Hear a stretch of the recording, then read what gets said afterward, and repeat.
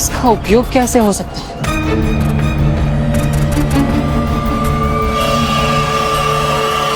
इसका प्रयोग कहाँ करना है समझ गया मैं। संध्या भोजन के लिए प्रभु आ रहे हैं ना, मुझे तब दीपक चाहिए होंगे। अंधेरे में भोजन थोड़ी करेंगे सखा, तो इससे दीपकों की बात ही बना लूंगा। प्रभु इच्छा से विचार भी कितने अच्छे आते हैं मुझे। अब इसे धोकर सुखा दूंगा, सांझ तक तो सूख ही जाएगा ये।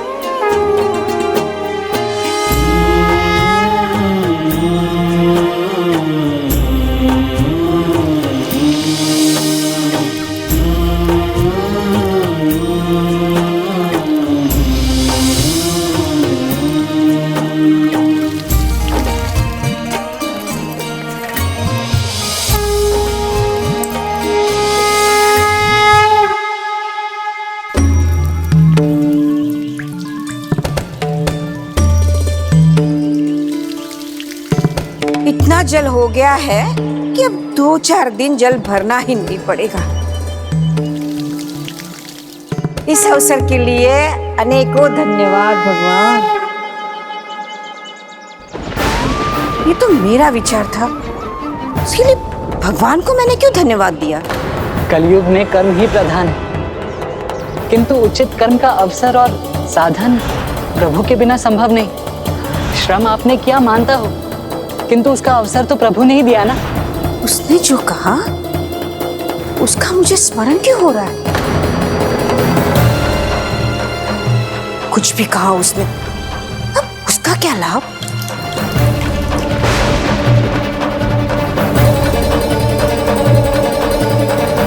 ये लो तुम्हारा दान। कल्याण हो आपका। जब मैंने कुछ गलत नहीं किया तो मुझे ग्लानि क्यों हो रही है? इधर जैसे ही माधव दास ने उस मैले वस्त्र को धोया, उधर उर्मिला देवी का मन भी निर्मल होने लगा। अब उस निर्मल मन से माधव दास के द्वारा दिए ज्ञान को समझना शेष था, और उधर माधव दास को अपने सखा की प्रतीक्षा थी।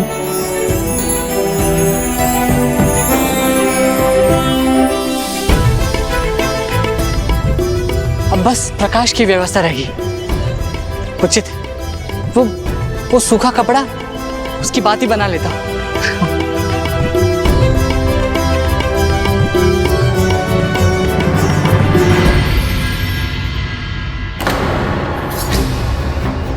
मेरा दोपहर का भोजन बचा है, मैं उसे ही खा लेती हूँ, उतनी ही बचत हो जाएगी।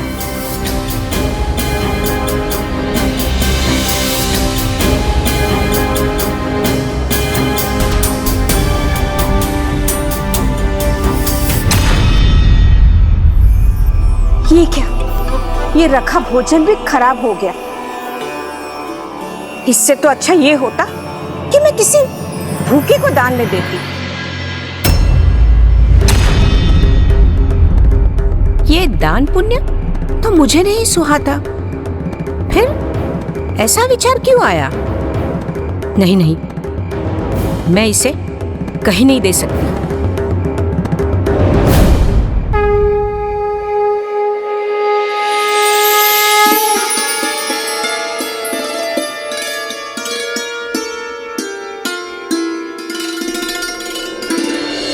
आज भोजन नहीं है तो क्या हुआ? अरे अस्वस्थ तो हूं, एक दिन भोजन ना करने से कुछ बुराई नहीं है।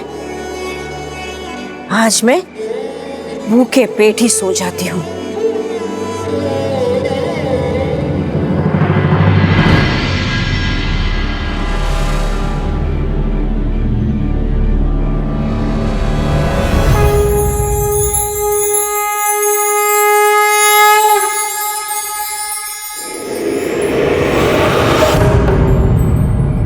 नहीं नहीं, इस खटिया पर मैं नहीं सोऊंगी।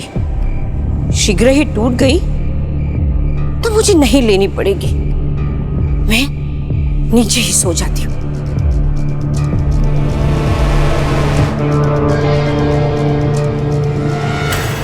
नहीं नहीं, यदि चादर नीचे बिछाई तो फट जाएगी। और मुझे नहीं लेनी पड़ेगी। हाँ, ये उचित है। चादर के बिना ही मैं सो जाती हूँ। और वैसे भी ये चूल्हे के कार्य से मेरे कपड़े खराब हो चुके हैं, सभी धोने पड़ेंगे।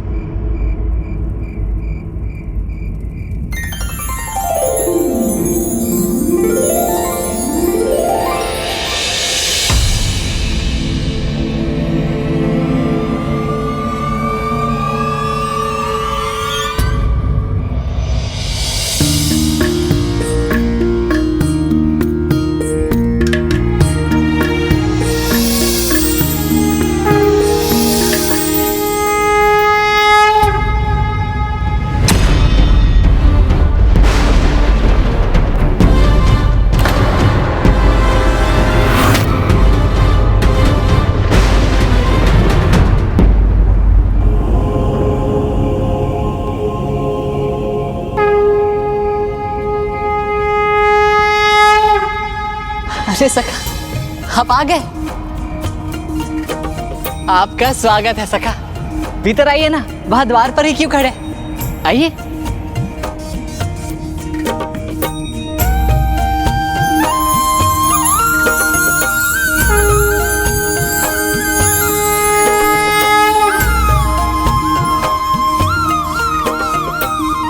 तुमने तो अपनी कुटिया को सज्जित कर किसी उत्सव का वातावरण उत्पन्न कर दिया है। अब मेरे सखा का आगमन किसी उत्सव से कम है क्या? ये तो मेरा सौभाग्य है कि मेरे सखा मेरी कुटिया में भोजन के लिए पधारे। मैं तुम्हारे आनंद का कारण समझ सकता हूँ सखा, किंतु मेरे लिए इतना सब करने की कोई आवश्यकता नहीं थी। ऐसे कैसे? विशेष अतिथि है आप, तो आपके लिए विशेष तैयारी नहीं करता तो आपके मुख पर ये आनंद का भाव देखने को कैसे मिलता? ये क्या हो रहा है? ये दीपक कैसे जलने लगे मेरे घर में? ये तो पूरा तेल ही पी जाएंगे। नहीं सका, आप वहां पुराने आसन पर क्यों बैठ रहे हैं? यहाँ ये इस आसन पर स्थान ग्रहण कीजिए। क्यों भला? इस आसन में कांटे हैं क्या? नहीं सका, ये नया आसन आपके लिए बिछा है। नया आसन? हाँ, अब मेरे सखा साधारण व्यवस्था से थोड़ी ना प्रसन्न होने वाले। आइए, आसन ग्रहण कीजिए।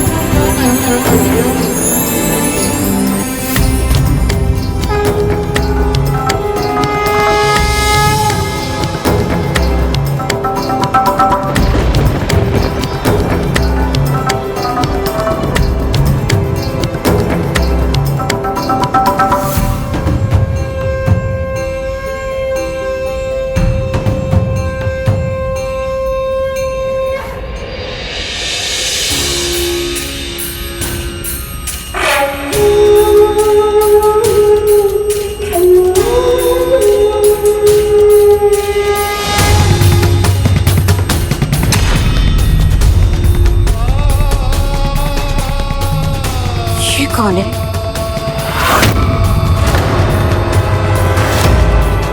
मुझे इनसे बचना होगा। नहीं, आज मेरे जीवन का सबसे अच्छा दिन था क्योंकि मेरे साथ आप यहाँ थे। आशा करता हूँ आपको भी बड़ा आनंद आया होगा। हाँ, भोजन अच्छा था ना? बहुत स्वादिष्ट था। और ये सारी व्यवस्था? सब बहुत ही अच्छा था। अगली बार ना और विशेष तैयारी करूंगा। 56 भोग बनाऊंगा आपके लिए। सखा, अपने हाथों से खिलाओगे तो साधारण खिचड़ी भी मेरे लिए 56 भोग के समान होगी।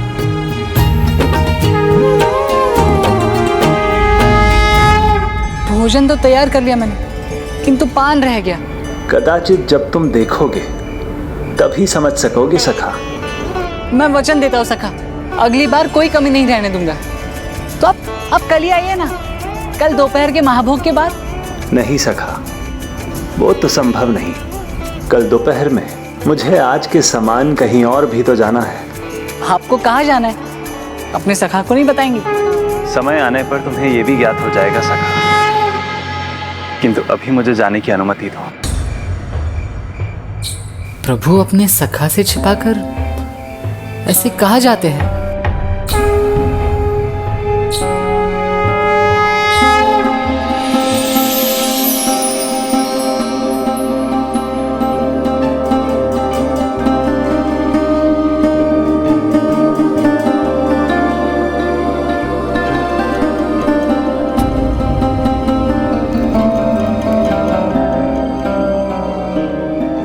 इस दिए को जलने देना सखा, जब तक ये स्वयं ना बुझे इसे बुझाना मत।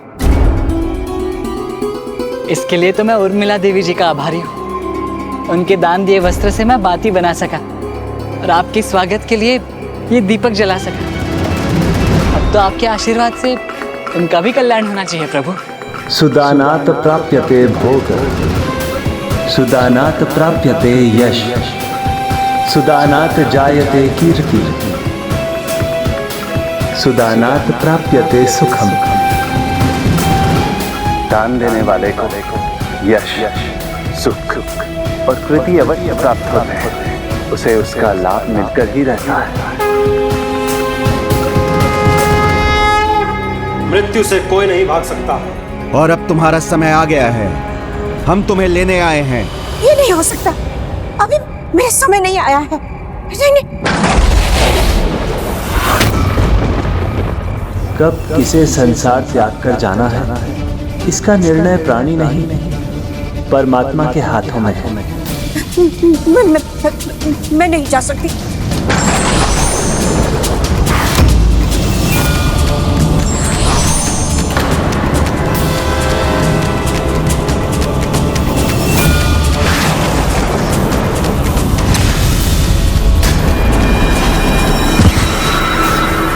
मेरा शरीर तो पीछे छूट गया। चलो। अरे कहाँ ले जा रहे हो? मेरा सामान तो पीछे छूट रहा है, उसे भी तो ले जाने दो ना।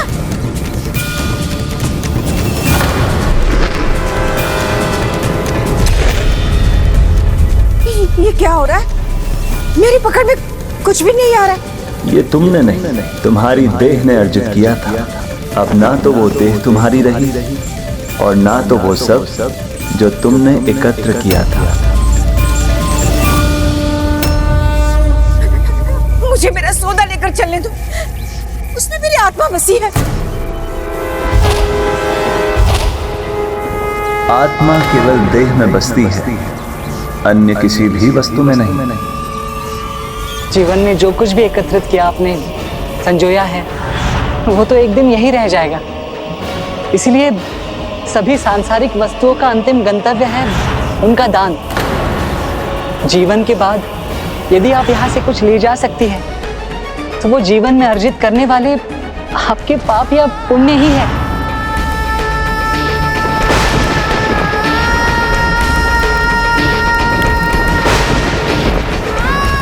जीवन का परम सत्य यही, जो दान न दिया जाए अंततः जीवन के अंत में उसे खोना ही पड़ता है। जो कुछ मेरे पास है वो मेरी संपत्ति है और वो मेरी ही रहेगी। ये आप मुझे कहाँ ले जा रहे हो? कहाँ जाओगी ये तो तुम्हारे पाप और पुण्य पर निर्भर करता है। तो बताओ, मेरे पाप और पुण्य के अनुसार मैं किस योग्य हूँ? ये ज्ञात करना कोई अत्यधिक कठिन नहीं, क्योंकि तुम्हारे पापों की गठरी तो ऊपर तक भरी है, किंतु पुण्य तो बस एक तिनके के समकक्ष है।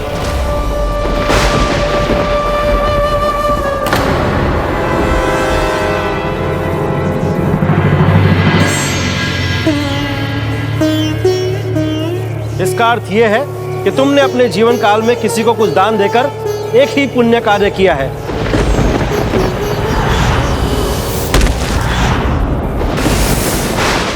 किंतु प्रतीत होता है कि वो पुण्य भी तुमने मन से नहीं किया, इसलिए अब वो भी खो चुकी हो। अतः ये स्पष्ट होता है कि तुम्हारी आत्मा का स्थान नर्क में है। चलो।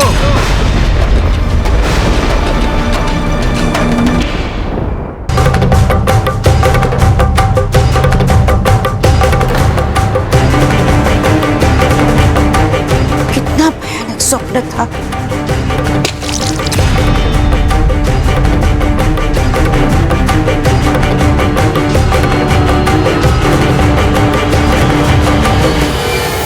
उचित कहा था माधवदास, यहाँ जो भी संचित करो वो समय आने पर बिखर जाता है। इसीलिए यहाँ से अगर कुछ अच्छा ले जाना है तो है हमारा पुण्य। आश्चर्य है, एक ही रात में ऐसा क्या हो गया जो इसके मन का भाव इतना बदल गया और इसने माधव द्वारा दिए हुए ज्ञान को स्वीकार कर लिया। ताऊ भक्त माधव दास ने उर्मिला देवी के दिए वस्त्र के टुकड़े से दीपक की बाती बनाई। वो बाती जो स्वयं तो जलती है किंतु समस्त संसार को प्रकाशित भी करती है। उसी प्रकार आज उर्मिला देवी के मन में जो ज्ञान की बाती जली है उससे उसके सभी विकार नष्ट हो गए। क्रोध, मद, मात्सर्य, लोभ, मोह सबका नाश हुआ। तो अब जो रह गया वो है धर्म ज्ञान। अर्थात माधवदास ने उसे जो कल्याण का आशीर्वाद दिया था वो सार्थक हुआ और अब अपनी भूल स्वीकार कर उर्मिला देवी अपनी कल्याण की ओर बढ़ रही है।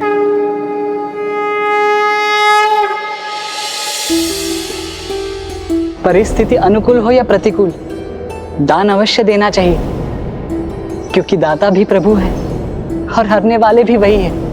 कितनी बड़ी भूल हो गई थी मुझसे। जिसने मुझे ज्ञान दिया उससे क्षमा मांगकर मैं उस भूल को सुधारूंगी। अर्थात प्रभु दान बेमन से किया जाए, अनजाने में ही हो जाए, परंतु उसका फल अवश्य मिलता है। जो भी इस वृद्धा उर्मिला के साथ भी हुआ और समय रहते सुबुद्धि आ गई इसे। हाँ पुष्पदंत जी, भक्ति की यही तो महिमा है। कोई भक्ति भाव से दान करे और दान लेने वाला उसी भाव से स्वीकार करे तो कल्याण दान देने और दान लेने वाले दोनों का होता है।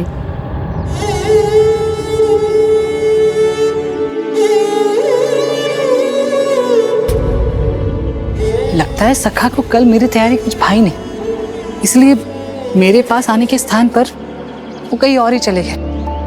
किंतु कोई बात नहीं, अगली बार ऐसी व्यवस्था करूंगा कि आगे से मना नहीं कर पाएंगे मुझे। प्रणाम। कल के अनुभव के बाद नहीं लगा था कि आप फिर से यहाँ जाएंगे। कल का अपमान पर्याप्त नहीं था क्या जो फिर से आप यहीं जा रहे हैं? आपको जाना है तो जाइए, मैं तो लंबा मार्ग ले लूंगा, किंतु उस स्त्री के सामने बिल्कुल भी नहीं जाऊंगा, अन्यथा मुझे अकारण ही लेने के देने पड़ जाएंगे। मैंने कहा था ना कल कि अकारण कुछ नहीं होता। प्रभु जगन्नाथ जी पर विश्वास रखिए, लंबा मार्ग लेने की भी कोई आवश्यकता नहीं। अब चलिए मेरे साथ, जो होगा अच्छा ही होगा। आइए, भगवान पर विश्वास रखिए, संकोच मत कीजिए। मैंने भी ये सीख बड़ी कठिनाई से ही सीखी है। अब चलिए, अपने विश्वास को टूटने मत दीजिए। आइए।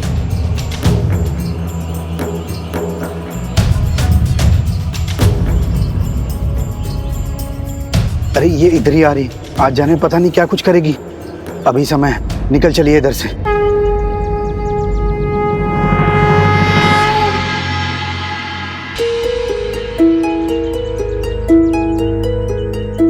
प्रणाम। ये मार्ग तो आपका नहीं है माता, इस पर चलना हमारा भी अधिकार है, तो हमें जाने दीजिए ना। नहीं, ना ये मार्ग है न सामाजिक अन्य वस्तु। मेरा तो कुछ भी नहीं है पाप और पुण्य के सिवाय। यही बात आप मुझे कल समझा रहे थे ना? मुझे क्षमा कर दीजिए। आज तक मैं सांसारिक मोह माया में ही उलझी रही। सांसारिक संपत्ति तो अर्जित कर ली, लेकिन वास्तव में मैं कुछ भी अर्जित नहीं कर पाई। मैं कुछ देख ही नहीं सकी। भैया, मुझे माफ कर दो। कल जो मैंने आपसे लिया वो मेरा नहीं।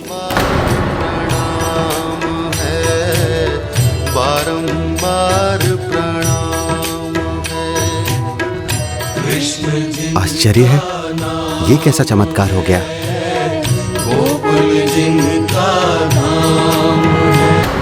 मैंने कहा था ना, जो कुछ भी होता है उसके पीछे एक बड़ा प्रयोजन होता है। देर से ही सही, किंतु आज मैं अपने जीवन का प्रयोजन समझ गई, जान गई हूं कि सांसारिक वस्तु को एकत्रित करने का कोई भी लाभ नहीं। इसलिए क्षमतानुसार दान पुण्य अवश्य करना चाहिए, और इसका आरंभ मैं आप ही को दान देकर करना चाहती हूँ। आइए। अवश्य माता।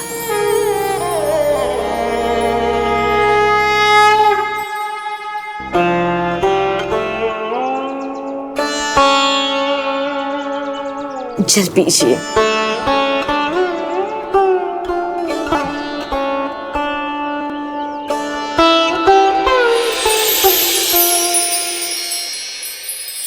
मेरा ये दान आप स्वीकार कीजिए।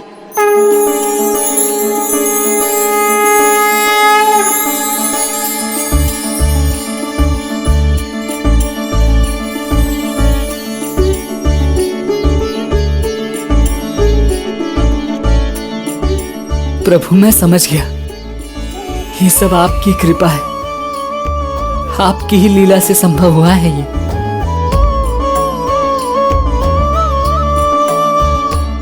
कान्हा, एक बात तो मुझे भी स्पष्ट रूप से दिखाई दे रही है। क्या दाऊ? यही कि तुम्हारी लीला अभी समाप्त नहीं हुई है।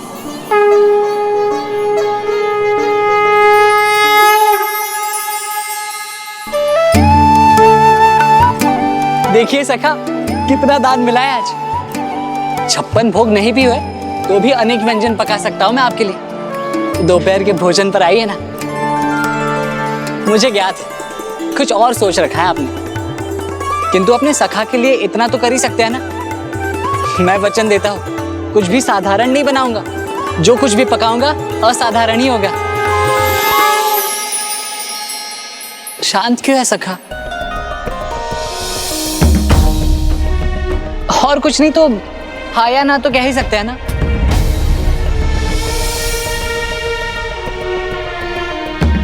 कान्हा, क्या इसका निमंत्रण स्वीकार नहीं करोगे तुम? कैसे करूं दाऊ? मैं तो किसी अन्य का निमंत्रण स्वीकार कर चुका हूं।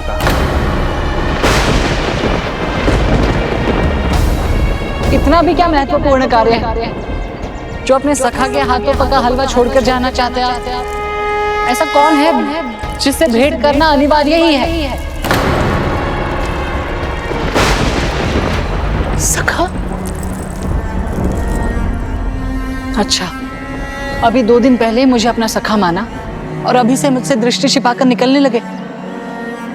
किंतु ऐसे कौन है जिनसे भेंट करने मुझसे छिप कर गए मेरे प्रभु? बहन सुभद्रा, क्या तुम्हें ज्ञात है कि कान्हा को किसने बुलाया है? नहीं भ्राता।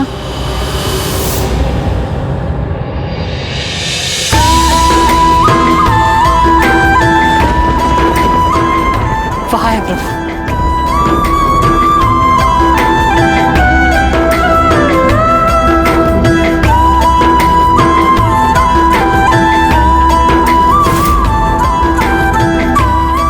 मैंने तो पहले ही कहा था, कान्हा की लीला अविशेष है। कदाचित जो भैया ने कहा था उसी में इस लीला का उद्देश्य छिपा है। मेरे मन की तृप्ति का रहस्य माधव दास के माध्यम से शीघ्र समस्त संसार को ज्ञात होने वाला है।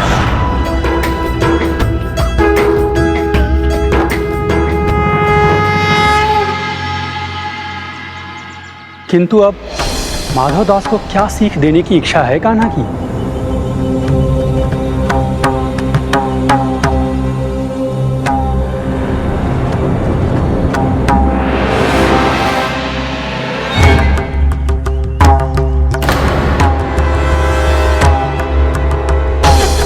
ये किसकी कुटिया है? कहीं प्रभु ने कोई और सखा तो नहीं बना लिया जिसके कारण वो मुझसे बच रहे? देखो तो सही।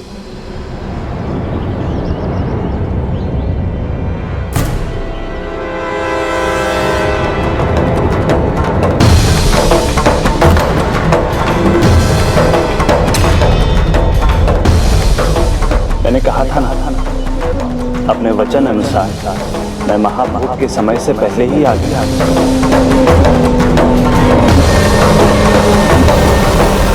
सुगंध तो बड़ी मनमोहक है।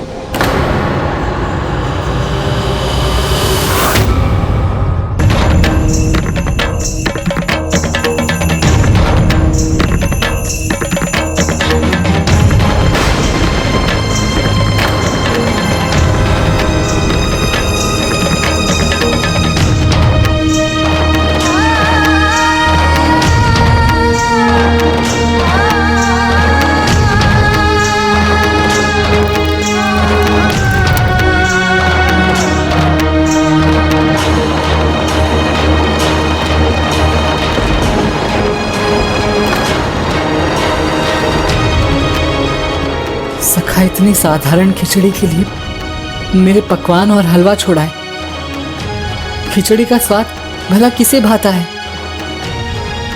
लीजिए प्रभु। अरे रुकिए, अभी अभी चूल्हे से उतारी है, गर्म होगी, मुंह जल जाएगा। थोड़ी ठंडी कर देती हूँ।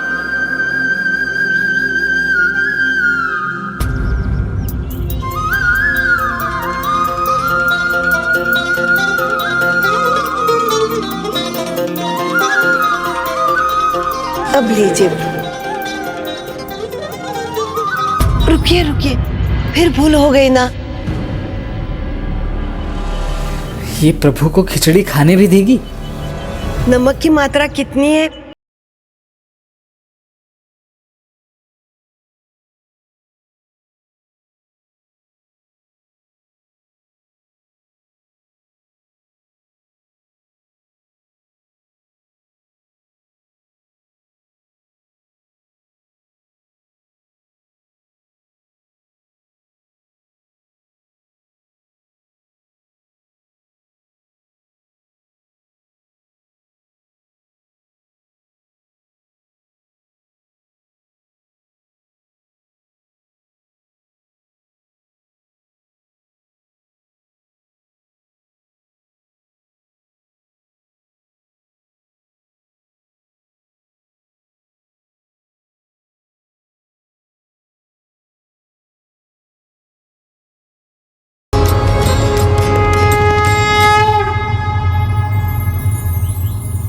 आहा, कर्मा बाई, आनंद आ गया।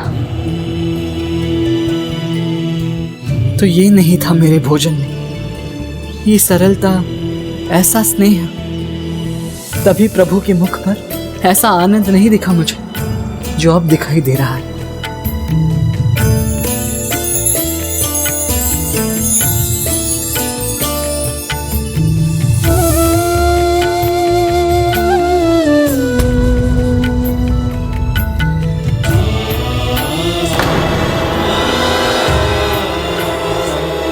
न मेरे समान इन्होंने भोजन के पात्र चमकाए, न अपनी कुटिया पुष्पों से सज्जित की, न ही दीपक प्रज्वलित की। तब भी प्रभु को यहाँ इतना अधिक आनंद आ रहा है।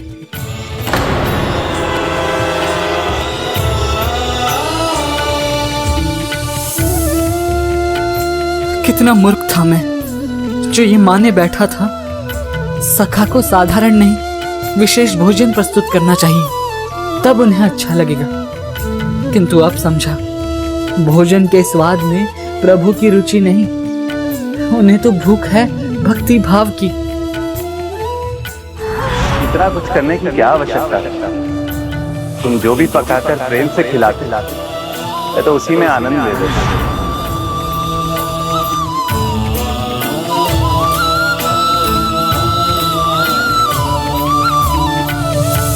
तो अब खुला रहस्य कान्हा की इस सीख का। हाँ दाऊ, आशा है माधवदास के साथ संसार के सभी भक्त इस सीख को आत्मसात करेंगे।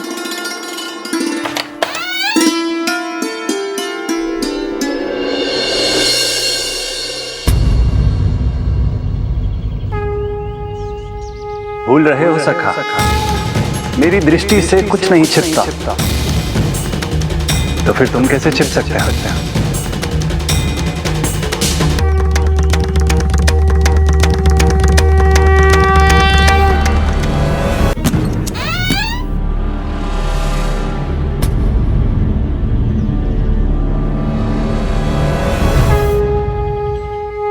भूल रहे हो सखा, मेरी दृष्टि से कुछ नहीं छिपता,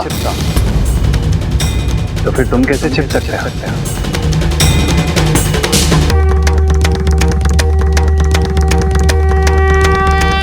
मुझे पता था सखा, मेरे पीछे पीछे तुम यहाँ आए।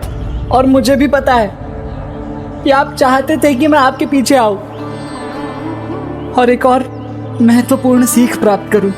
सखा, मेरी भक्त कर्मा बाई प्रत्येक दिन मेरे लिए खिचड़ी तैयार करती है। जीवन के सभी प्रपंचों से दूर रहकर, किसी भी चिंता से परे, भक्ति भाव से भरकर उसके घर पर जो भी होता है वो प्रेम से मेरे लिए भोजन बना देती है।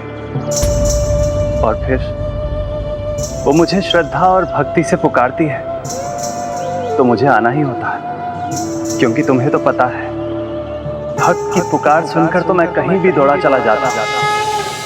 इसलिए मैं प्रत्येक दिन यहाँ आता हूँ।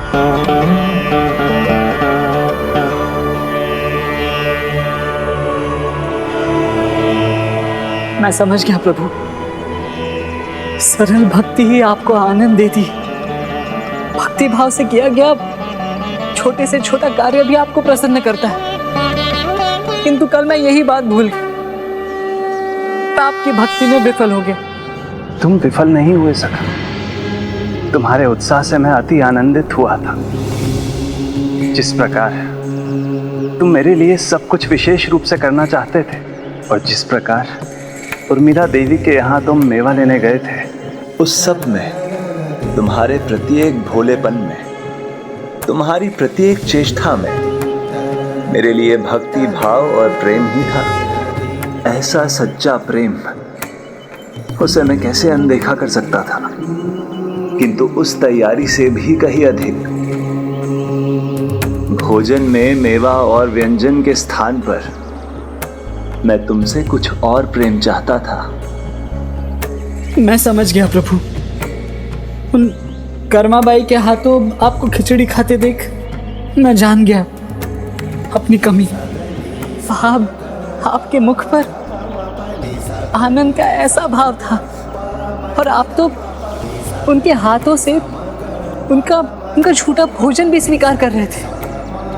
सर्वाधिक आनंद तो मुझे उसी में आता है। उचित है, अब मैं जान गया। अगली बार आपको बुलाओ तो मुझे क्या करना है। किंतु सखा, इस संसार को भी आपकी भक्त कर्माबाई के बारे में पता होना चाहिए ना, जो एक माँ के समान आपको प्रेम से भोजन कराती है, जिनके घर की साधारण खिचड़ी भी आपको 56 भोग के समान लगती है। हाँ सखा, ऐसी महान भक्त की महिमा का बखान तो होना ही चाहिए, और कदाचित तुम इसमें मेरी सहायता कर सकते हो। मैं भला आपकी क्या सहायता कर सकता हूँ? बहुत भारी। लाओ मुझे दो, मैं ले चलता हूँ। अरे नहीं सखा, आप क्यों? सखा, बुलाते ही हो या मानते भी हो? और यदि मानते हो तो हिचकिचा क्यों रहे हो? नहीं सखा, मुझे कोई हिचकिचाहट नहीं है। आप जो कहेंगे वो करूँगा। लीजिए, और मैं वचन देता हूँ, आप सुझाव दीजिए, मैं उसे अवश्य पूरा करूँगा। वचन देते हो? हाँ सखा, मैं आपके लिए कुछ भी कर सकता हूँ। थोड़ा निकट आओ तो मैं बताता हूँ कि तुम्हें क्या करना है।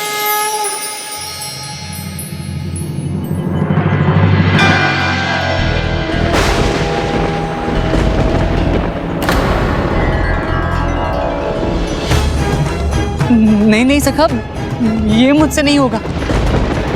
किंतु अभी तो तुमने वचन दिया था कि कुछ भी करोगे। कान्हा ने माधव दास को ऐसा क्या करने के लिए कह दिया? कर्मा बाई जैसी सरल भक्त के मन में उनकी भक्ति को लेकर शंका डालने को कहा था। प्रभु की लीला से संसार का भला ही होता है, इसलिए कर्मा बाई की शंका से भी संसार को अटल भक्ति का एक और उदाहरण मिलने वाला था।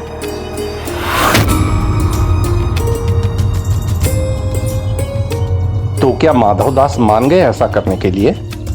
सखा और प्रभु का आदेश माधवदास कैसे टाल सकता था? उसके पास और कोई उपाय ही ना था और उसे ये अगले ही दिन करना था। बिना विचारे जो करे वो पाछे पछताए।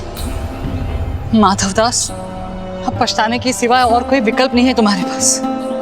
अब वचन दिया है तो उसे निभाना तो पड़ेगा, किंतु ये वचन निभाना बहुत कठिन। प्रभु की इन भोली सरल सच्ची भक्त के साथ ऐसा करना उचित नहीं लग रहा।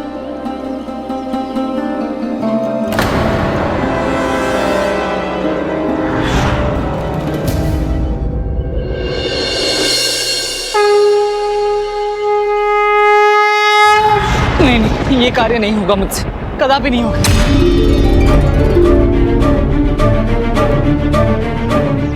आप मुझे कितना भी समझा ले प्रभु, किंतु ये कार्य नहीं होगा मुझसे। उचित है सखा। मेरे सखा बनने के बाद पहला वचन भंग करना चाहते हो तो तुम्हारी इच्छा। किंतु मुझे कहा ज्ञात था इतना कठिन कार्य देंगे आप मुझे। वचन भंग करने का पाप सह लूंगा मैं, किंतु ये कार्य नहीं करूंगा। एक भक्त होकर दूसरे भक्त का भला नहीं चाहते, नहीं चाहते कि कर्मा बाई की सरल भक्ति संसार के सामने उजागर हो। जो कार्य करने में कठिन लगे किंतु जिसका परिणाम जगत कल्याण से जुड़ा हो, उसे करने में संकोच नहीं करना चाहिए, क्योंकि ऐसा कार्य धर्म कार्य ही होता है।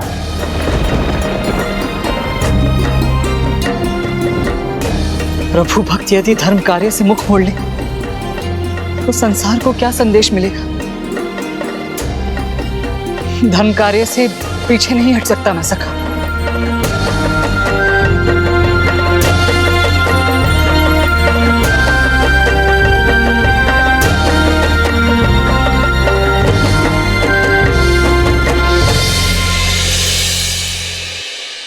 कल की ये खिचड़ी मेरे लिए तो पर्याप्त होगी। बस प्रभु जगन्नाथ जी के लिए थोड़ी बना देती हूँ।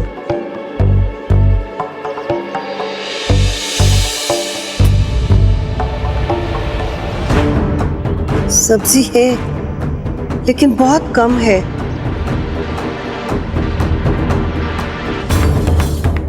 अन्न भी अधिक नहीं, सब कुछ थोड़ा थोड़ा ही है, इसीलिए प्रभु के लिए कोई पकवान नहीं बना पाऊंगी। आज भी खिचड़ी ही बना सकूंगी। बस एक ही चिंता है, मेरे हाथों की खिचड़ी के स्वाद से प्रभु कहीं उब न जाए। भक्ति के इस अनुपम भाव से भला मैं कैसे उब सकता हूँ? जिस प्रकार आपकी खिचड़ी में सभी सामग्री का मेल है, उसी प्रकार आपकी भक्ति में भाव भी है, समर्पण भी, आदर भी, सेवा भी और सर्वोपरि ममता भी। इसलिए आपकी चिंता व्यर्थ है। शीघ्र ही आपकी खिचड़ी को विशेष सम्मान मिलेगा।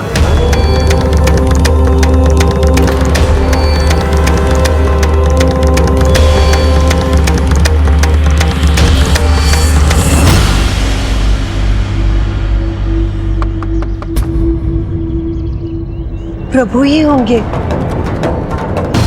आज समय से पहले आ गए। प्रभु जी आ जाइए, द्वार खुला ही है।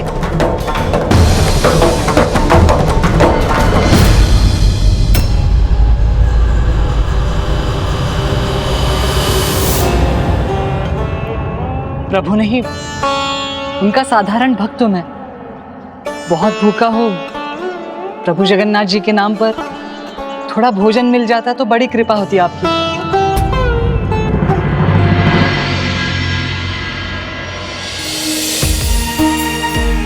प्रभु के भक्त भी प्रभु के समान होते हैं।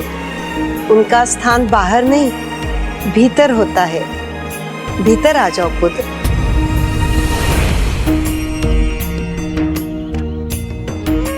संकोच मत करो पुत्र, भीतर आ जाओ।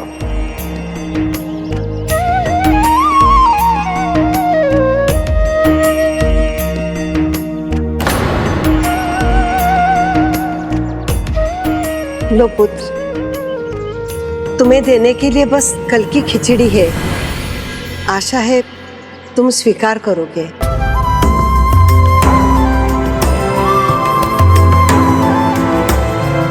मुझे पता है पकवान नहीं है, बस साधारण सी खिचड़ी है।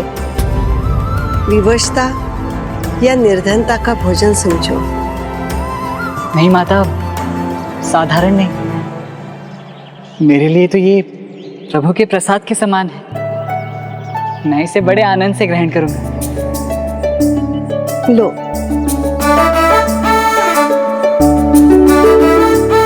अरे पुत्र, नीचे नहीं, यहाँ आसन पर बैठो। नहीं नहीं, कोई बात नहीं, मैं यही ठीक हूँ। ये स्थान भी मेरे लिए प्रभु का पावन स्थान ही है। ठीक है, मैं तुम्हारे लिए जल लेकर आती हूँ।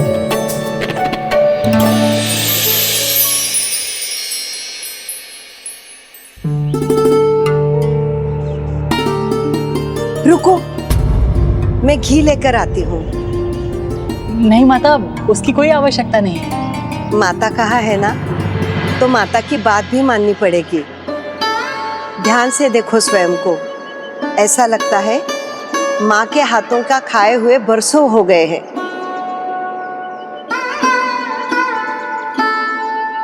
मैं तुम्हारे लिए घी लेकर आती हूँ।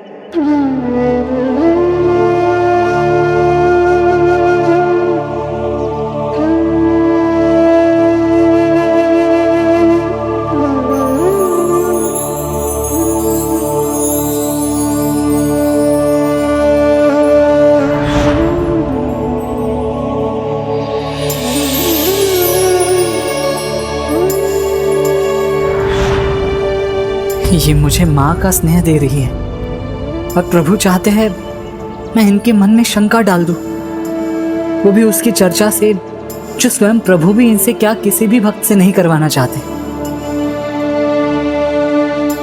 मुझे पता है तुम क्या सोच रहे हो। मुझे देखकर तुम्हें अपनी माँ स्मरण आई ना।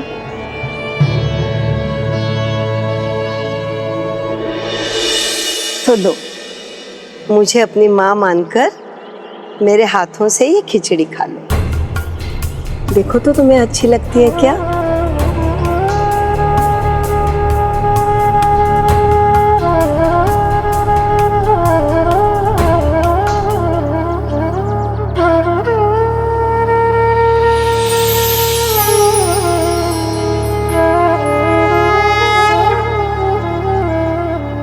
और थोड़ी है ले आऊं? माता, पेट तो भर गया किंतु मन नहीं भरा। हर माँ यही चाहेगी ना कि उसके पुत्र का मन भोजन से कभी ना भरे और भोजन के बहाने वो अपनी ममता उस पर लुटाती रहे। इसीलिए जब भी मन करे यहाँ आ जाना। कुछ नहीं तो खिचड़ी तो अवश्य खिलाऊंगी। प्रभु जगन्नाथ जी भी प्रतिदिन मेरे हाथ की यही खिचड़ी खाते हैं।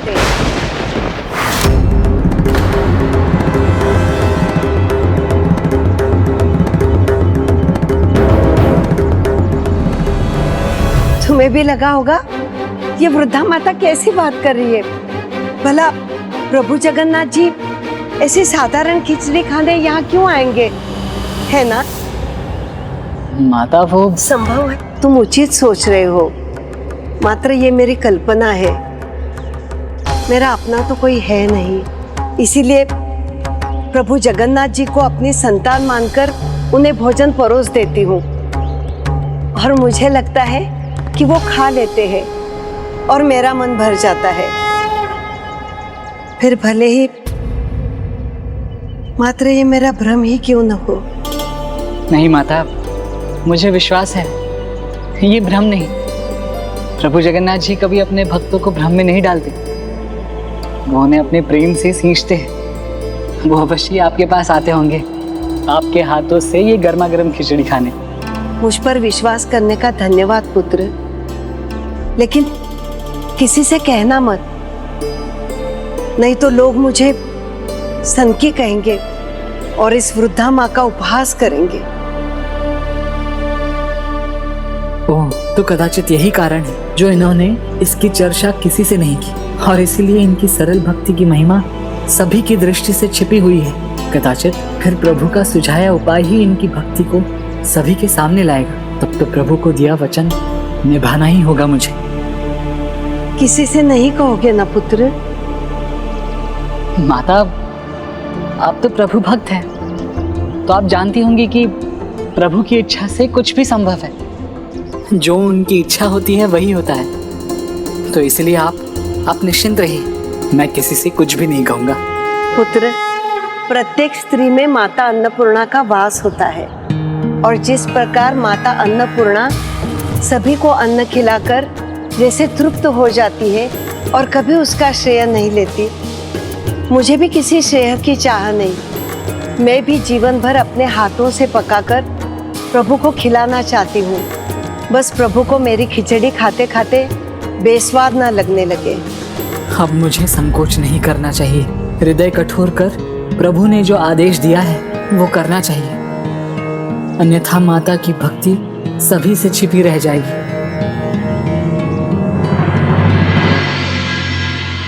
माता, मुझे विश्वास है कि प्रभु आपकी खिचड़ी से कभी नहीं उबेंगे, किंतु कुछ बातों का ध्यान आपको भी तो रखना चाहिए। जैसे कि जैसे प्रभु भोग के सभी नियमों का, स्वच्छता का बड़ी कड़ाई से पालन करना। लेकिन प्रभु ने तो इन सब बातों को लेकर कभी असंतोष नहीं दर्शाया। आपकी ममता को देखकर कदाचित वो संकोच कर जाते हैं, जिससे आपको बुरा न लगे। अर्थात बिना अच्छा लगे वो प्रतिदिन यहाँ भोजन कर रहे थे। जो कार्य करने में कठिन लगे, किंतु जिसका परिणाम जगत कल्याण से जुड़ा हो, उसे करने में संकोच नहीं करना चाहिए, क्योंकि ऐसा कार्य धर्म कार्य ही होता है। आप चिंता मत कीजिए माता, व्यक्ति अपनी भूल कभी भी सुधार सकता है। आप भी अपनी भूल सुधार लीजिए। प्रभु का भोजन स्नान आदि करने के बाद रसोई को स्वच्छ कर, चूल्हे को लीप कर, पात्रों को धोकर, अन्न तथा सब्जियों को अच्छी तरह से धोकर उसे पवित्रता से पकाना है। बस इतना ही तो करना है आपको। यदि इन सब बातों का ठीक से ध्यान न रखा गया तो व्यक्ति पुण्य के स्थान पर पाप का भागी बनता है और ईश्वर को दुखी कर देता है। क्या आप चाहेंगे कि आपके प्रभु दुखी हो? सखा, आपकी लीला का भेद जानना तो मेरे लिए असंभव है, किंतु हाँ, इतना अवश्य कह सकता हूँ, आपकी ये सरल हृदय भक्त के लिए ये सब करना सरल नहीं होगा। ये सब आवश्यक है पुत्र, तब तो प्रभु के आने से पहले मुझे बहुत कुछ कार्य करना है। अब उनके आने में अधिक समय कहाँ रहा है। क्या करूं? कहाँ से आरंभ करूं?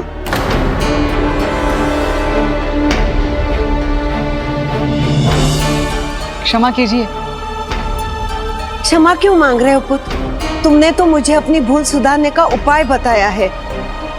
अब मैं अनुमति चाहता हूँ, अन्यथा आपके कार्य में बाधा ही बनूंगा। प्रणाम माता।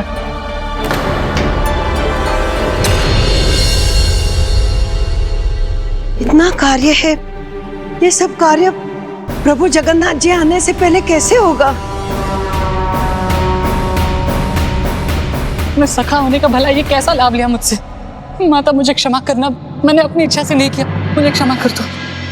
किंतु मेरे मन में अभी भी ये प्रश्न है, ऐसा सब करने से भला कर्मा भाई को उनकी पहचान कैसे मिलेगी? तुम आज सखा, कार्य हो गया ना?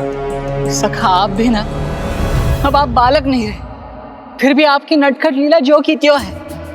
आपको अनुमान भी है ये सब कहना करना कितना कठिन था मेरे लिए।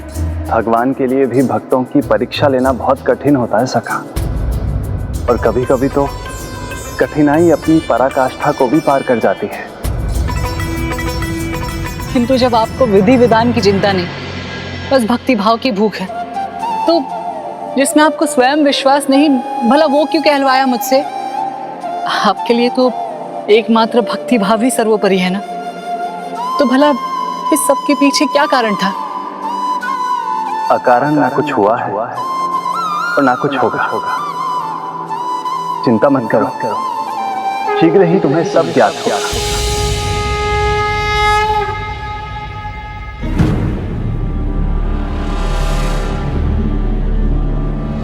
स्नान तो हो गया, अब रसोई और पात्र को धोना चाहिए, अब घर भी साफ करना है।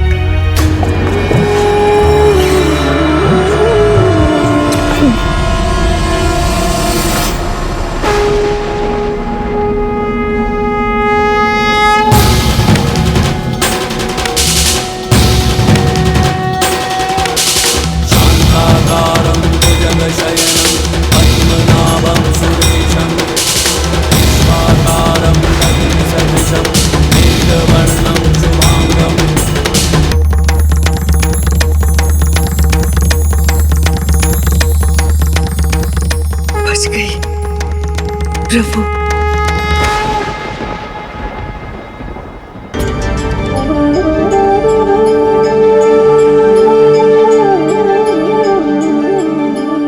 मुझे गिरने से बचाने के लिए आपका अनेकों धन्यवाद प्रभु जगन्नाथ जी।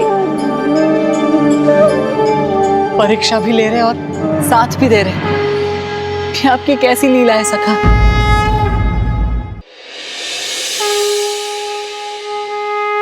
किंतु अभी आप कहाँ जा रहे हैं सखा? खिचड़ी खाने। किंतु आप तो देख रहे हैं उन्होंने तो खिचड़ी पकाना अभी तक आरंभ भी नहीं किया।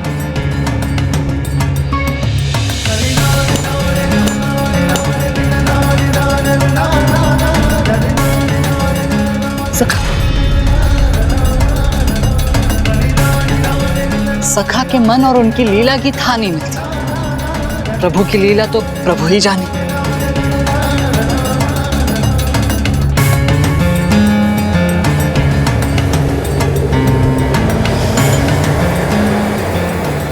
सदा के समान मैं महाभोग के घंटे बजने से पहले ही आ गया माता। प्रभु प्रणाम प्रभु, आप आ गए, आपका स्वागत है।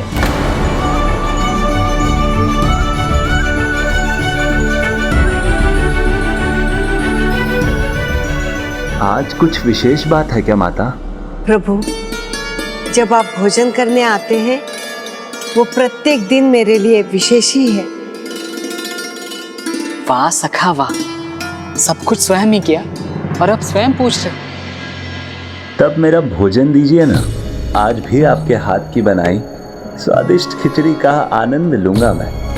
मुझे क्षमा कीजिए प्रभु, आज मुझे थोड़ी देर हो गई, आपको प्रतीक्षा करनी होगी, परंतु मैं शीघ्र ही खिचड़ी बना के लाती हूँ। लेकिन प्रभु, आपको भूख लगी होगी ना, मैं आपके लिए गुड़ ला दूं? नहीं नहीं, मैं प्रतीक्षा कर लूंगा माता, किंतु यदि मंदिर के घंटे बज गए तो मुझे जाना होगा। आप चिंता मत कीजिए प्रभु, उसके पहले ही मेरी खिचड़ी बन जाएगी। आप आइए ना, आसन ग्रहण कीजिए।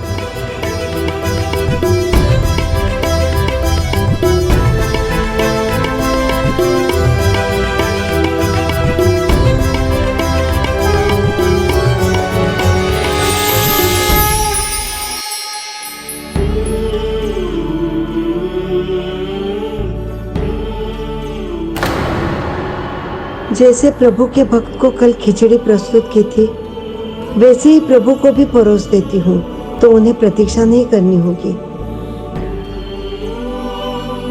प्रभु भोग के सभी नियमों का, स्वच्छता का बड़ी कड़ाई से पालन करना। प्रभु तो बिना कुछ कहे खा लेंगे, किंतु मैं वो भूल फिर नहीं कर सकती। सब कुछ अभी तैयार करने के बाद ही परोसूंगी।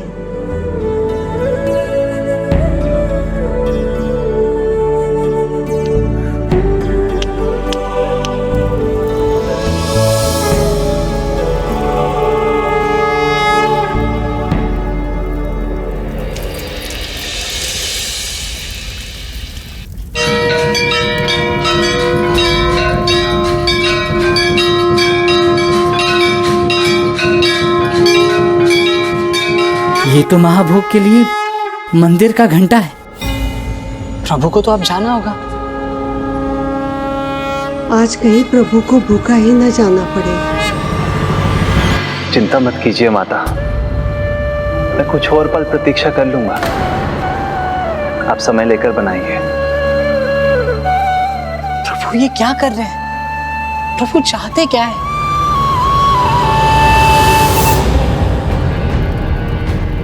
अन्न तथा सब्जियों को अच्छी तरह से धोकर उसे पवित्रता से पकाना, बस इतना ही तो करना है आपको।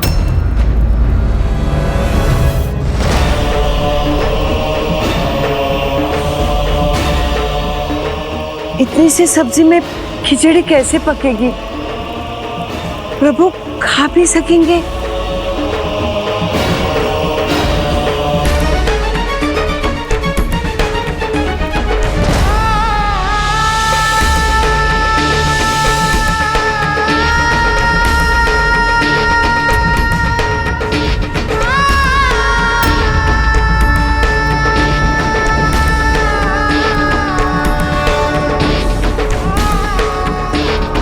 दया निधान है प्रभु। यहाँ इस बची कुची सामग्री से बनी खिचड़ी के लिए इतने धैर्य से रुककर मेरी प्रतीक्षा कर रहे हैं, जब वहाँ मंदिर में उन्हें स्वादिष्ट पकवान प्रस्तुत किए जा रहे होंगे।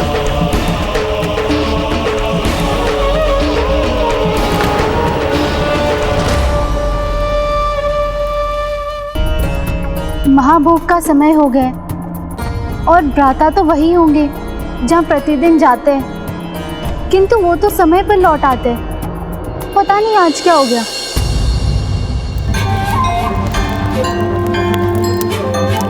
शीघ्रता के प्रयास में और ही देरी हो रही है।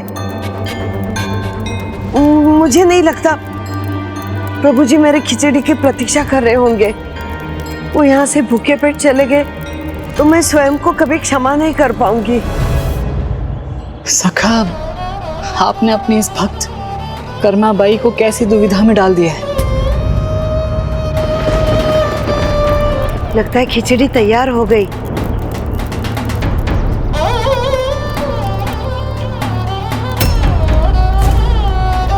रसोई को स्वच्छ कर, चूल्हे को लीप कर, पात्रों को धोकर उसे पवित्रता से पकाना। इसे और एक बार साफ कर देती हूँ।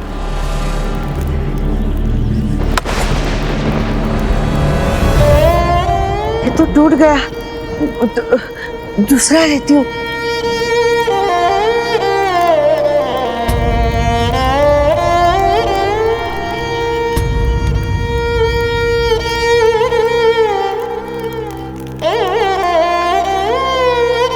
सदा के समान न ये मुझे अच्छी दिख रही है, नहीं इसके स्वाद पे मुझे भरोसा है, किंतु मैं इसे चक्कर भी तो नहीं देख सकती।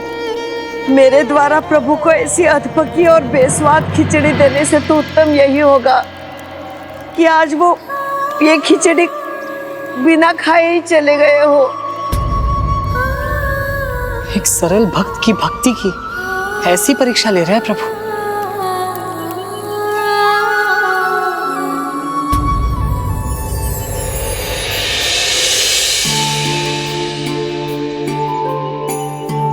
प्रभु, यहाँ से कोई ध्वनि नहीं आई तो मुझे लगा आप लौट गए होंगे।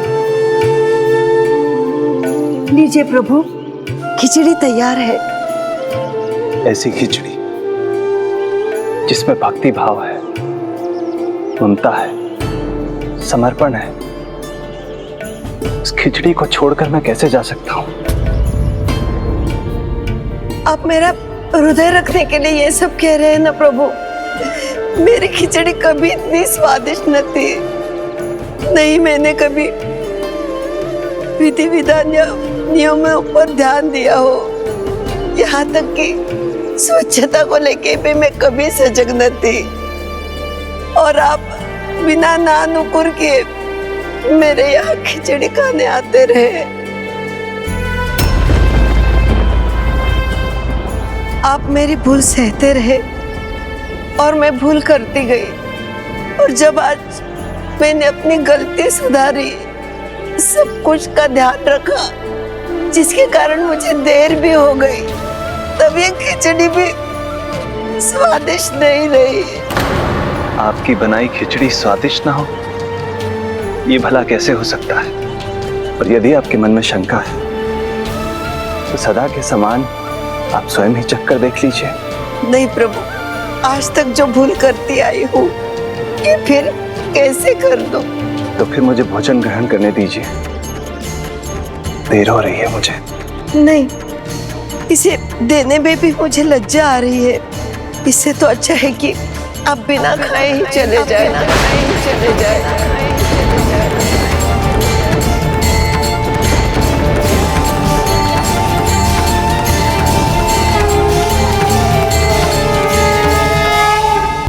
आप मेरी भूल सहते रहे और मैं भूल करती गई। और जब आज मैंने अपनी गलती सुधारी, सब कुछ का ध्यान रखा, जिसके कारण मुझे देर भी हो गई, तब ये खिचड़ी भी स्वादिष्ट नहीं रही। इसे देने में भी मुझे लज्जा आ रही है। इससे तो अच्छा है कि आप बिना खाए ही चले जाए। वहाँ मंदिर में महाभोग में कितना स्वादिष्ट भोजन होता है, किंतु पकवान में ममता, स्नेह, दुलार सब समाहित नहीं होता। अपने मातृत्व के स्वाद से मुझे वंचित मत कीजिए माता।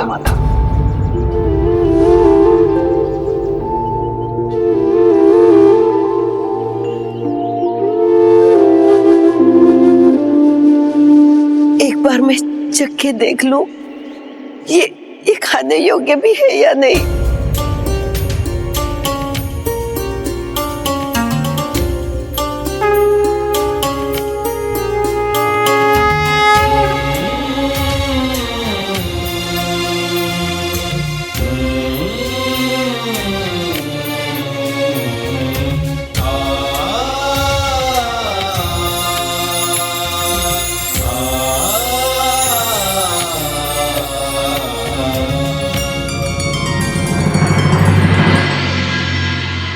पुत्र, तुमने अपने हाथों से खिला दिया तो मैं खा गई, अन्यथा ये खिचड़ी खाने के योग्य नहीं है। नहीं, ऐसा मत कहिए माता। आपने ये खिचड़ी अपने ममता भरे हाथों से बनाई है, तो मुझे भी अपने हाथों से खिला दीजिए।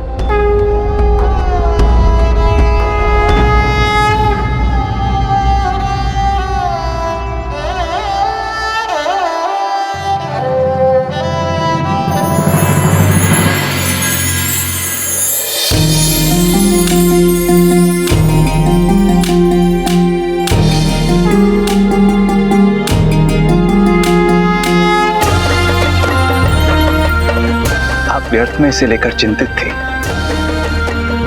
बहुत स्वादिष्ट है। अब तो मैं ये पूरी खिचड़ी खाऊंगा।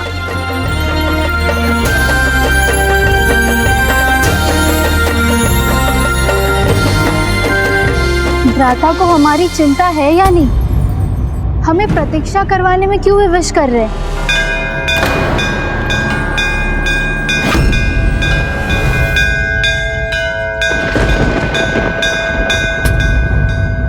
क्या हुआ प्रभु?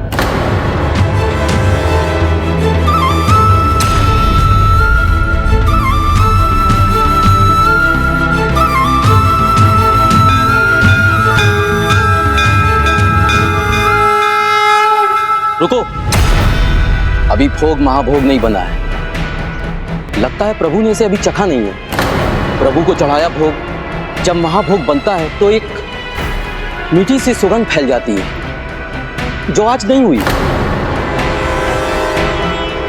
महाराज, पुजारी जी ने ये रुकवाया है।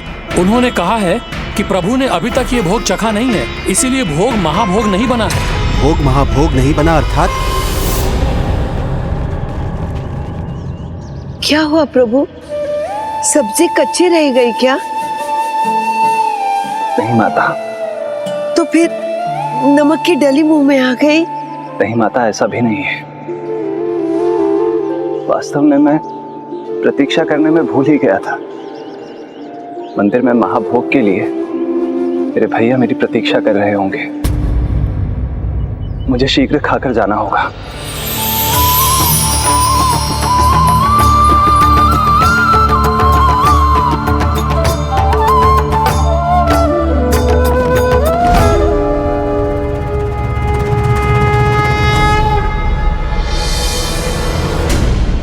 प्रभु, खाने के बाद हाथ मुंह तो धो ले।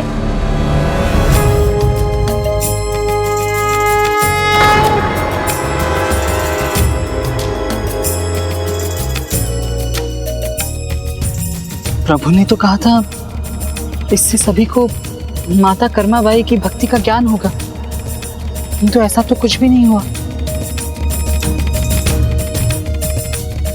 मंदिर जाकर देखता हूँ अभी क्या होने वाला है।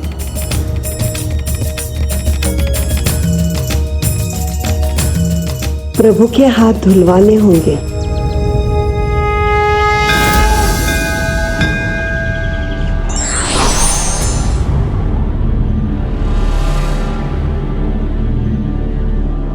बहन सुभद्रा, आप दोनों आज मुझे जो भी दंड देंगे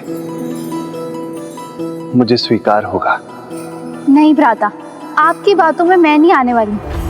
आज आपको बताना ही होगा कि आप कहाँ गए थे।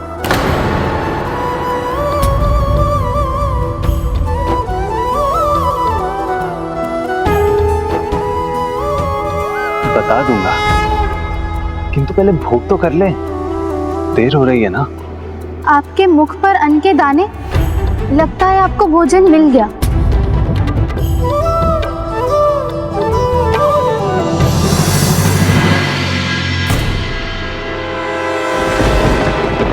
साधारण खिचड़ी ये प्रभु को किसने चढ़ाई? पुजारी जी, किसने खिलाई प्रभु को ये खिचड़ी?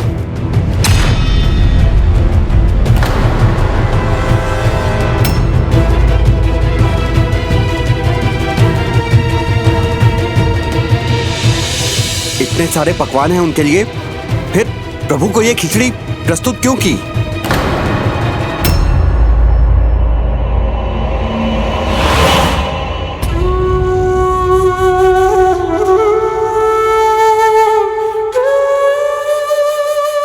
ये तो खिचड़ी है, किंतु माँ भोग में खिचड़ी कहाँ है?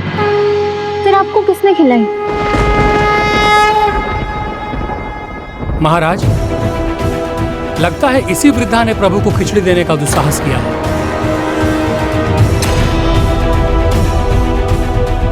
लगता है प्रभु को साधारण खिचड़ी देने से प्रभु के मुख का स्वाद बिगड़ गया, इसलिए प्रभु भोग नहीं चख रहे हैं।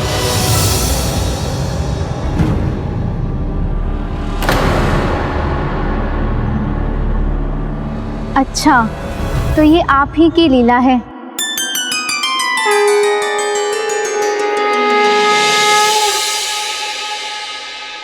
रुको,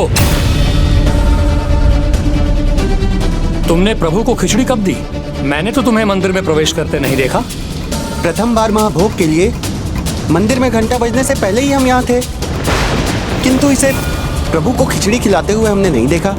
तो क्या ये है उपाय सखा द्वारा अपने भक्त को उसकी पहचान दिलवाने का? इसमें तो भक्त पर ही प्रश्न चिन्ह लग रहा है। हाँ बताओ, तुमने कब और कैसे खिचड़ी खिलाई प्रभु को? शांत क्यों हो? पुजारी जी के प्रश्न का उत्तर दो। सखा, आप कुछ करने जा रहे हैं या फिर मुझे कुछ करना होगा?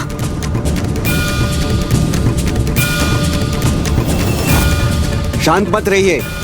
यदि प्रभु को खिचड़ी खिलाई है तो सभी को बताइए, ऐसा कब और कहां हुआ।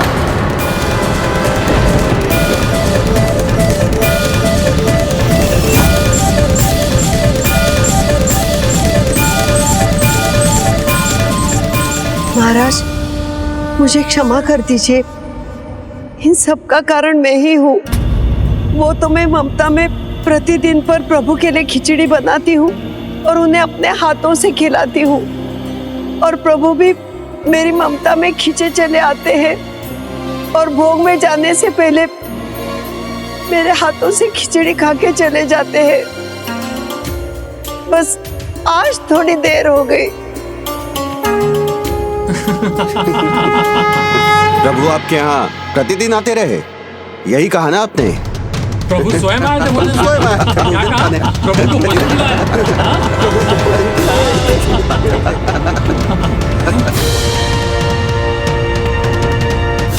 ये सत्य कह रही है महाराज, मैंने अपनी आंखों से देखा।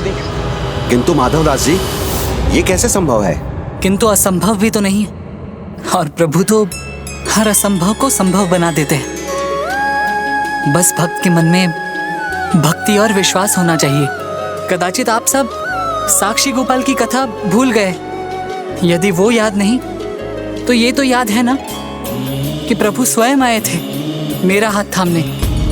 तो भला बताइए कि वो कर्माबाई के घर उनके हाथों से खिचड़ी खाने क्यों नहीं जा सकते?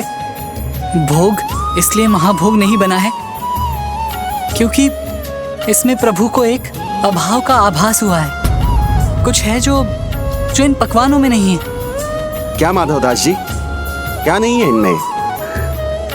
एक भक्त की निर्मल भक्ति, एक माँ की निस्वार्थ ममता का स्वाद जो इन पकवानों में नहीं।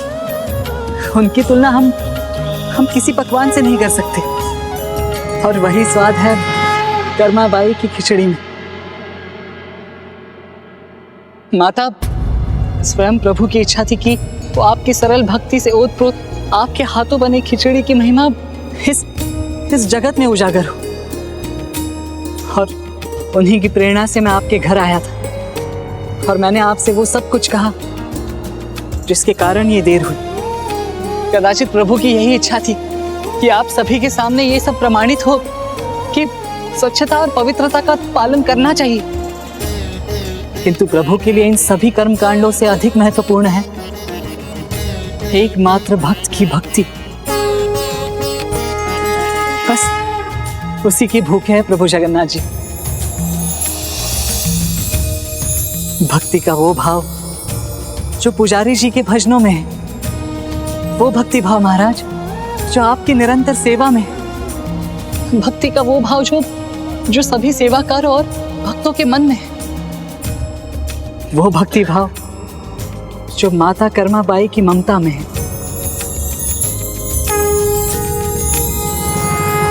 मैं आपकी बातों का सार समझ गया हूँ।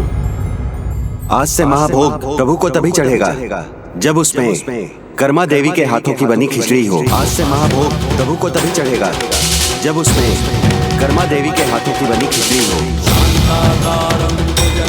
बोलो प्रभु जगन्नाथ जी की, भक्त कर्माबाई की।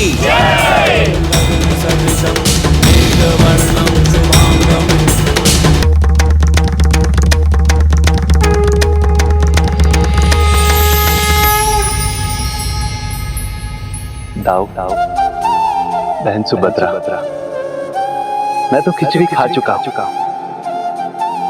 अब आप भी उनकी भक्ति और ममता का स्वाद लीजिए।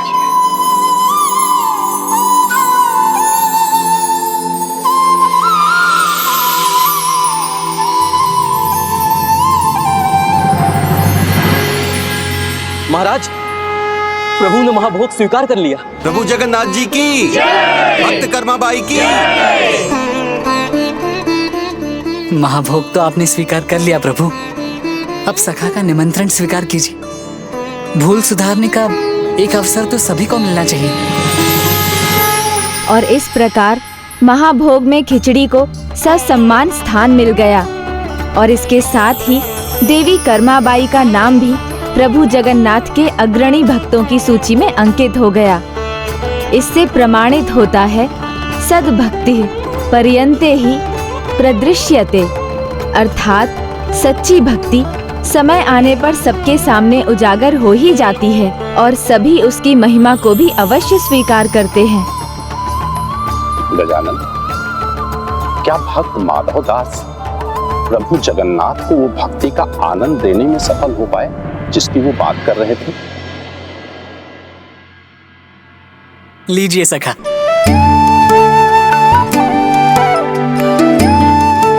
अब मैं समझ गया हूँ प्रभु, आपको रिझाने के लिए केवल भक्ति का भाव ही पर्याप्त है, जो कोई भी मेवा, फल, मिष्ठान और पकवान नहीं कर सकते, जो सरल भक्ति भाव से ही प्राप्त होता है। इसलिए भक्ति भाव से दान में मिले हुए चिवड़े और ये मीठा दूध प्रस्तुत कर रहा हूँ आपके लिए।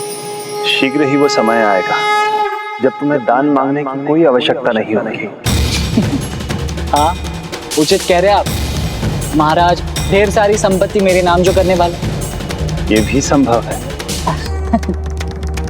कितनी चिंता करते हैं आप प्रभु, किंतु जब मेरे प्रभु, मेरे सखा थोड़े में ही संतुष्ट हो जाते हैं तो फिर आपके भक्त और सखा को अधिक और क्या चाहिए। मुझे जो मिलता है मैं उसी में संतुष्ट हूँ। और फिर आप ही ने तो कहा है। मैं तुम्हारे आनंद का कारण समझ सकता हूँ सखा, किंतु मेरे लिए इतना सब करने की कोई आवश्यकता नहीं थी।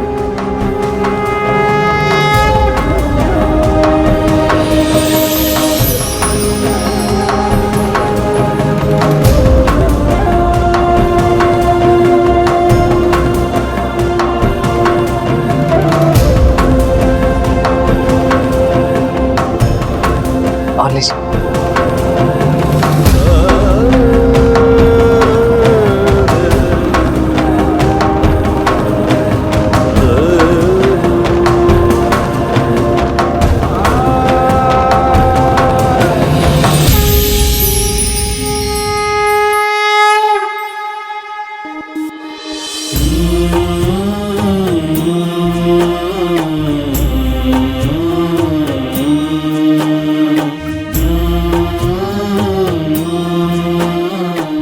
मेरे लिए प्रसाद छोड़ने के लिए अनेकों धन्यवाद।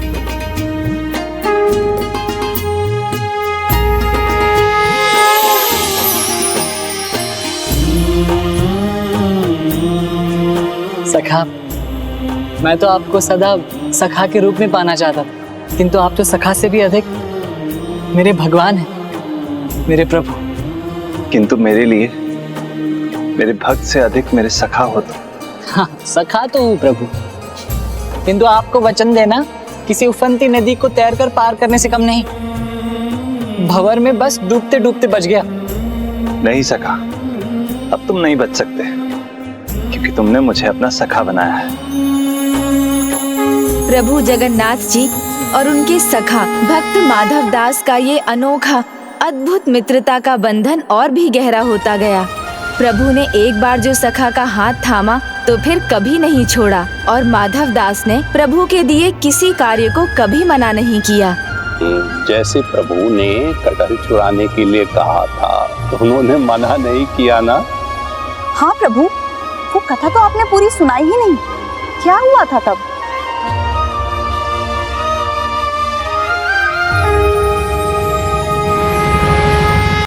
प्रभु ने अपने ही भक्त को सैनिकों से क्यों पकड़वा दिया था? धीरज रखिए जया मौसी, मैं आपकी सभी जिज्ञासाएं शांत करूंगा, किंतु पहले ये बताइए जो मैंने आपको बताया था उसमें क्या स्मरण है आपको? यही गजानन कि प्रभु जगन्नाथ जी ने बड़ी चतुराई से अपने सखा माधव दास को किसी के बगीचे से कटहल चुराने के लिए तैयार कर लिया था। कितनी बार कहा तुमसे, तुम मेरे सखा हो, सेवक नहीं। उचित कहा आपने प्रभु, आप मेरे सखा हैं, किंतु मैं आपका भक्त हूँ और आपकी सेवा में ही आनंद आता है मुझे। और मेरा आनंद, उसकी कोई चिंता नहीं तुम्हें? नहीं नहीं प्रभु, आपका आनंद तो सर्वोपरि है। अच्छा, आपको जिसमें आनंद आता है हम वही करते हैं। तो मुझे सबसे बड़ा आनंद आता था अपने मित्रों के साथ माखन चुरा के खाने में। तो अच्छा, अब समझा, आपको भूख लगी है।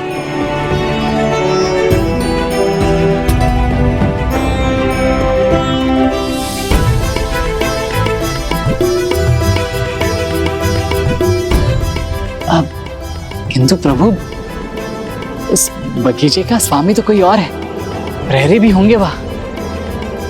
अभी तो तुमने कहा मेरा आनंद सर्वोपरि है, और अब जो मैं चाहता हूं उसे करने में संकोच कर रहे हो। फिर माधव दास को ना चाहते हुए भी प्रभु की बात स्वीकार करनी पड़ी, और वो दोनों बागीचे में कटहल चुराने गए। फिर उसके बाद जो हुआ उसकी कल्पना तो माधव दास ने भी नहीं की थी। कौन सा वाला फल चाहिए आपको, ये वाला या वो वाला? कुछ समझ में नहीं आया, थोड़ा ऊंचे स्वर में बोलो। प्रभु, मैं ये पूछ रहा हूँ कि कौन सा वाला फल चाहिए? दोनों पके हुए हैं, ये वाला या वो वाला? कौन है वहां? इस प्रकार प्रभु माधव दास को वहां से उलझा कर निकल गए। मेरे रहते कहां भागोगे? प्रभु अब क्या करें? प्रभु क्या करें?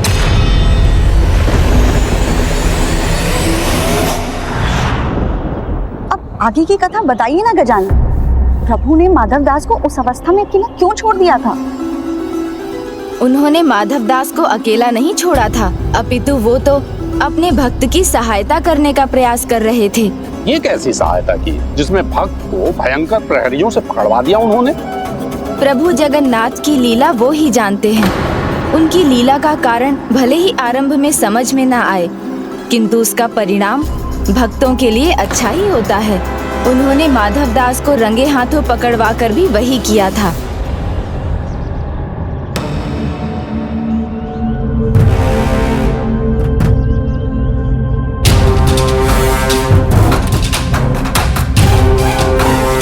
महाराज, ये आपके बगीचे से कटहल चुराते हुए पकड़े गए। प्रभु श्री जगन्नाथ जी के पावन स्थान में रहते हो और ऐसा नीच कार्य करते हुए तुम्हें लज्जा नहीं आई? नहीं महाराज, क्योंकि मुझसे चोरी तो प्रभु जगन्नाथ जी ने ही करवाई थी।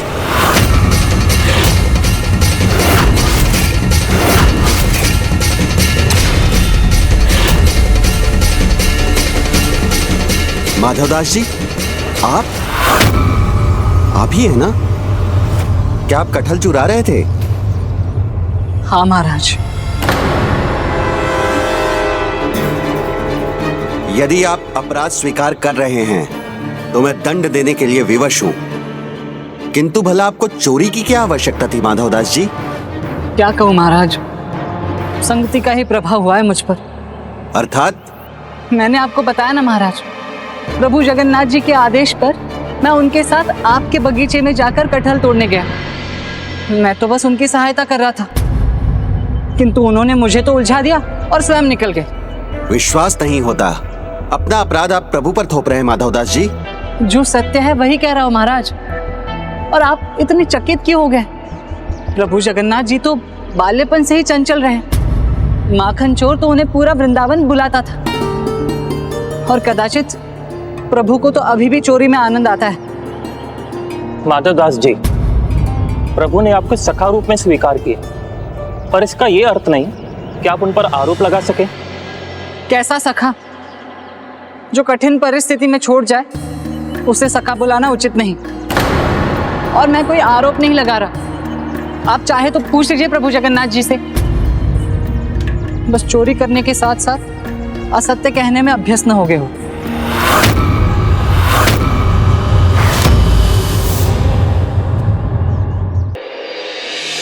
माधव दास ने जो कहा, क्या वो सत्य है भैया? भैया कान्हा, बचपन की चंचलता भूले नहीं है आप, और लीला रचना तो आपका स्वभाव है। क्या वचन था? प्रभु चोरी संभव ही नहीं है। मैं उचित कह रहा हूँ महाराज, मैं अपना अपराध स्वीकार करता हूँ। कटहल चुराते हुए पकड़ा गया, किंतु कटहल चुराते समय प्रभु जगन्नाथ जी भी मेरे साथ थे।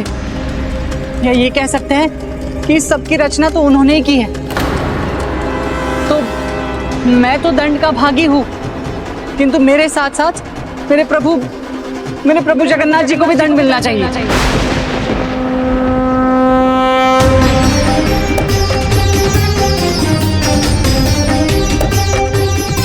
अब आपकी लीला का जो भी परिणाम होगा प्रभु, वो दोनों सखा साथ साथ भुगतेंगे।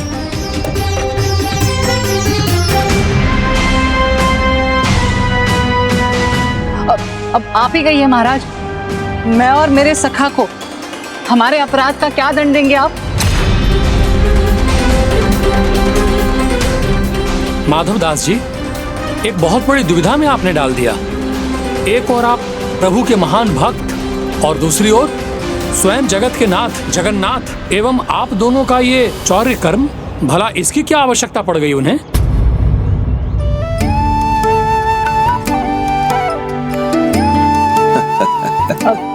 आश्चर्य है महाराज, आप मुस्कुरा रहे हैं। आपको तो दंड तय करना है ना, मेरे और मेरे सखा के लिए। दंड तो अपराध का दिया जाता है माधवदास जी, यहाँ तो कोई अपराध हुआ ही नहीं। सैनिकों, माधवदास जी को मुक्त किया जाए।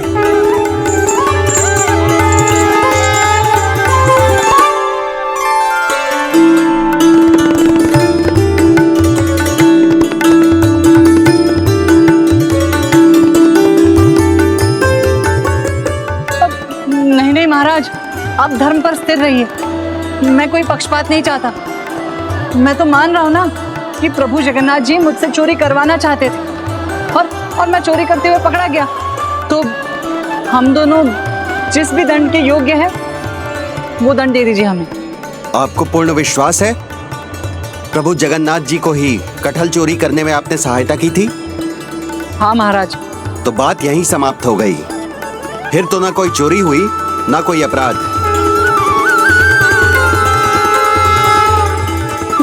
किंतु कैसे महाराज? वैसे ही जैसे अभी मंत्री जी ने कहा। मैं तो मात्र इस राज्य का राजा हूँ, किंतु जगन्नाथ जी तो संपूर्ण जगत के राजा हैं। संसार में जो चाहें, जहां से चाहें, वो ले सकते हैं। यदि वो कुछ चुरा भी रहे थे तो अपने आप से ही चुरा रहे थे। अपनी संपत्ति में से कुछ ले लेना कोई अपराध नहीं है। और मैं जो उनकी सहायता कर रहा था? आपने उनके बागीचे में से ही कुछ लेने में उनकी सहायता की। तो आप ही बताइए, भला आपने क्या अपराध किया? यदि आपको संदेह है तो इसका उत्तर मेरे पास है। तेरा तुझको अर्पण, इसमें क्या लागे मेरा।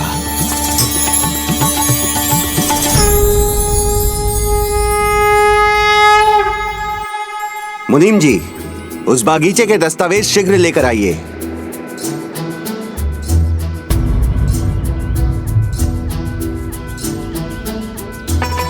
क्योंकि जो भी भगवान का है वो उनके भक्त का भी तो है। मुनीम जी, इसीलिए उस बागीचे को भक्त माधवदास के नाम पर लिख दीजिए।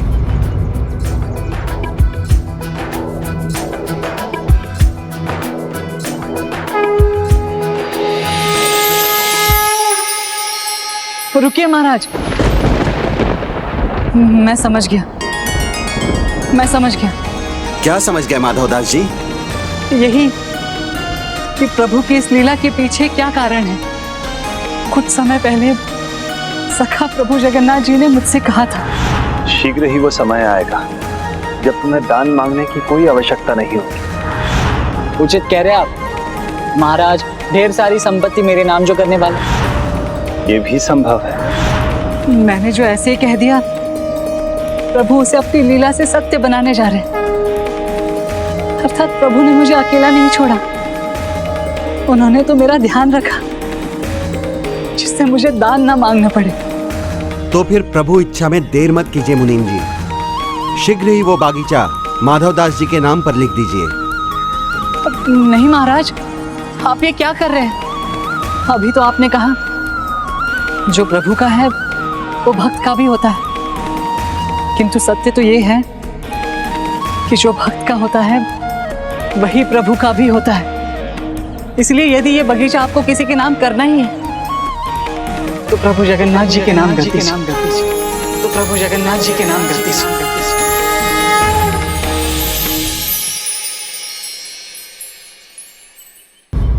उचित है मुनीम जी, वो बागीचा श्री प्रभु जगन्नाथ जी के नाम पर लिख दीजिए।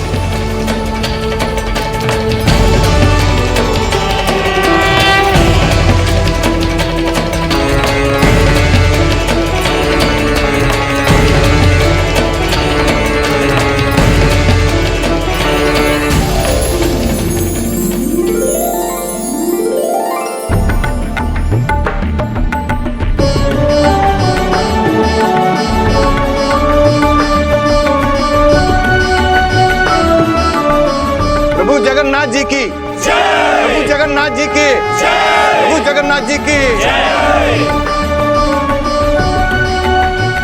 अनुपम भक्ति का उदाहरण प्रस्तुत किया है तुमने माता।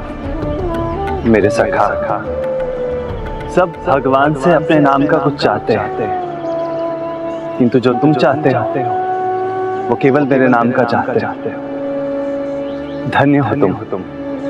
तुम्हें सखा बनाकर मैंने कोई भूल नहीं की। हाँ, आपने सदा की भांति सत्य कहा।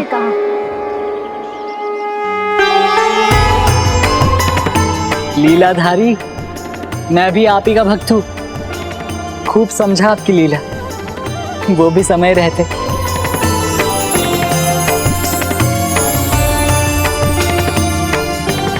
प्रभु, आपने सखा बनकर मेरा हाथ थामा है।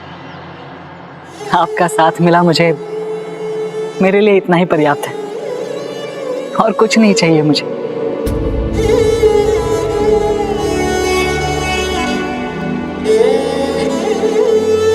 सखा,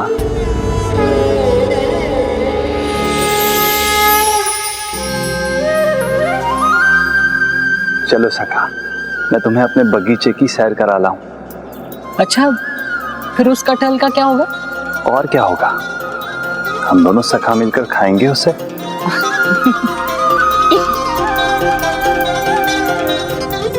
तो भगवान की चोरी की लीला का ये रहस्य था गणेश जी। मात्र इतना ही नहीं पुष्पदंत जी, अपितु प्रभु किसी न किसी रूप में अपने भक्तों की सहायता तो करते ही हैं, और जब ऐसा लगता है कि उन्होंने भक्त का साथ छोड़ दिया है तब भी वो उसके साथ ही रहते हैं। आवश्यकता है तो संयम रखने की, उनकी कृपा की प्रतीक्षा करने की। अर्थात भक्त माधवदास की भक्ति से इतने प्रभावित थे प्रभु कि वो अपने भक्त के साथ उसके भगवान और सखा दोनों रूपों में थे। एक बार तो भक्त माधवदास के संरक्षक बनकर भी प्रभु ने अपने भक्त का ध्यान रखा, किंतु उसके कारण स्वयं प्रभु ही अस्वस्थ हो गए और मंदिर के कपाट बंद करने पड़ गए। प्रभु अस्वस्थ हो गए? हाँ जया मौसी, प्रभु जगन्नाथ 14 दिनों के लिए अस्वस्थ हो गए थे, और इसके पीछे भी एक बहुत ही अद्भुत कथा है।